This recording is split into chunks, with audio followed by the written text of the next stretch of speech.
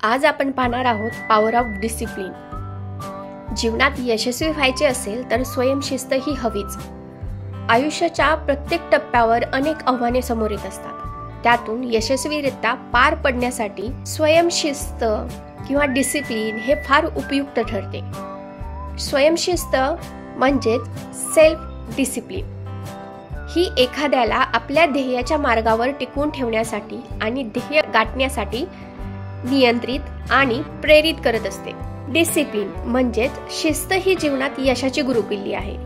ती आपल्याला लक्ष केंद्रित करण्यास, आपला वेळ व्यवस्थापित करण्यास आणि आपले ध्येय साध्य करण्यास मदत करते। आपण विद्यार्थी असो, कामगार असो किंवा जीवनात कोणीही असो, प्रगतीसाठी शिस्त तर महत्त्वाची आहे। शिस्त आपल्याला कठीण परिस्थितीतही कठोर परिश्रम करण्यास आणि संघटित राहण्यास आणि योग्य निर्णय घेण्यास शिकवते। चला तर मग आपल्या व्हिडिओला सुरुवात करूया। आता शिस्त म्हणजे काय तर रोज थोडंसं तरी पुढे जाणे, परिणाम दिसो अगर ना दिसो। यश लगेच मिळत नाही, पण शिस्त लगेच लागू होते। आता याचं उदाहरण पाहायचं झालं तर जेम्स क्लिअर हे ॲटॉमिक हॅबिट्स या पुस्तकाचे लेखक आहेत। यांनी सुरुवातीला आठवड्यातून 2दा ब्लॉग लिहिण्याची शिस्त पाळली। त्यांचा ब्लॉग लिहिण्याची शिस्त त्यांनी वर्षानुवर्ष करत राहिले। कोणी वाचत नव्हतं ना कोणी रिॲक्शन देत होतं, पण त्याच लिखाणावरून पुढे एक जगप्रसिद्ध पुस्तक तयार झालं। त्याचं नाव आहे ॲटॉमिक हॅबिट्स, ज्याचे 15 दशलक्षाहून अधिक प्रती विकल्या गेल्या।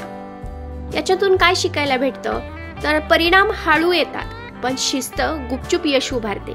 आता तुम्ही हे तर ऐकलं असेल की यश लोकांसमोर दिसतं, पण यशाची तयारी एकांतात होते। म्हणजेच काय तर शिस्त एकट्याने आणि शांतपणे करायची असते। शांतपणे कठीण गोष्टी करत राहणं। याचं उत्तम उदाहरण म्हणजे डेव्हिड गॉगिन्स। हे एक पूर्व नेव्ही सील अँड ॲथलीट आहेत।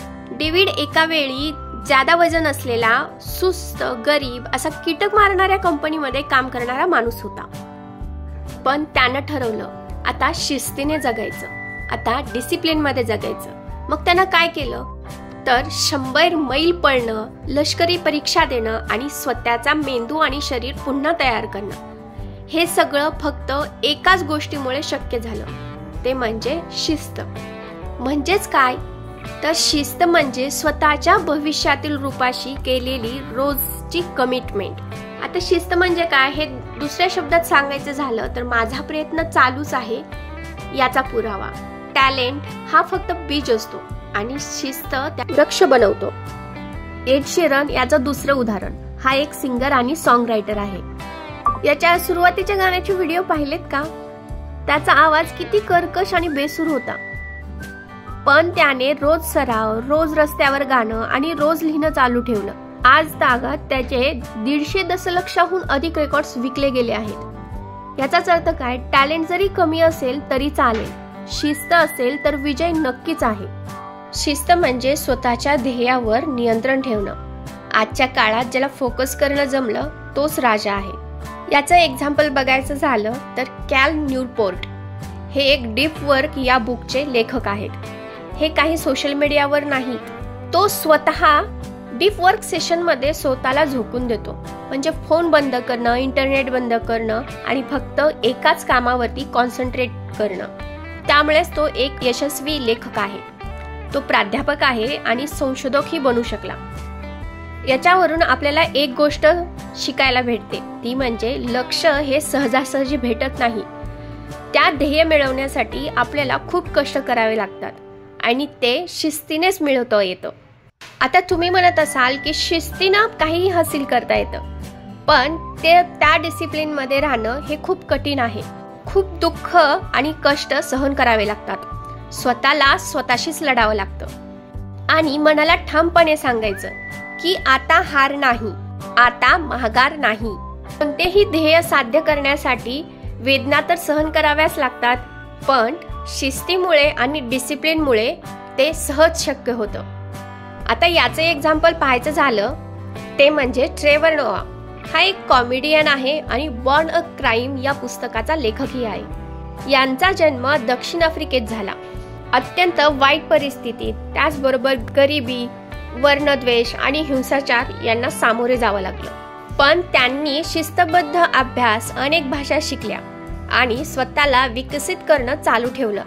आज तो एक जागतिक दर्जाचा वक्ता, लेखक आणि कॉमेडियन आहे. म्हणजेच काय तर आपली पार्श्वभूमी नाही तर आपली शिस्त आपलं भविष्य घडवतं. शिस्त म्हणजे स्वतःबद्दल आदर निर्माण करणं. आता तुम्ही म्हणाल हे कसं काय?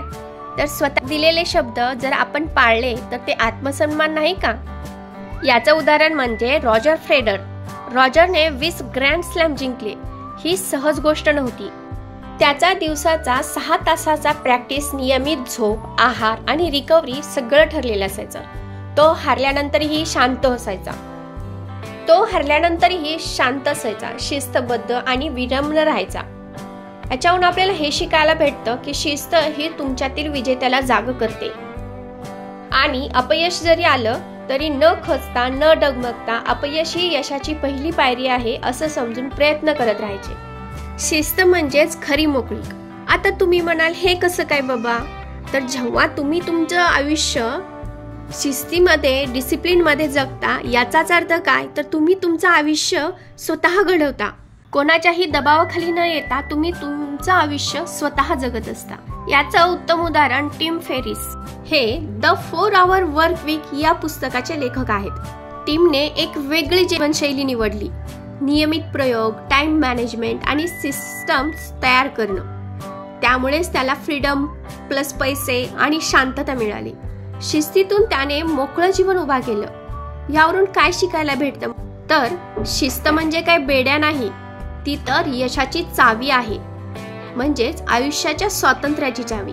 याचा सखोल विचार केला तर आपल्याला हे पाहायला भेटतं की शिस्त ही काही शिक्षा नाही, ती एक प्रशिक्षण आहे जे आपल्या भविष्यातील शक्तिशाली रूपासाठी घेतलं जातं. दररोज थोडं थोडं पण नित्यनेमाने चालत राहिलं, शिस्तीत चालत राहिलं तर शेवटी विजय तुमचाच.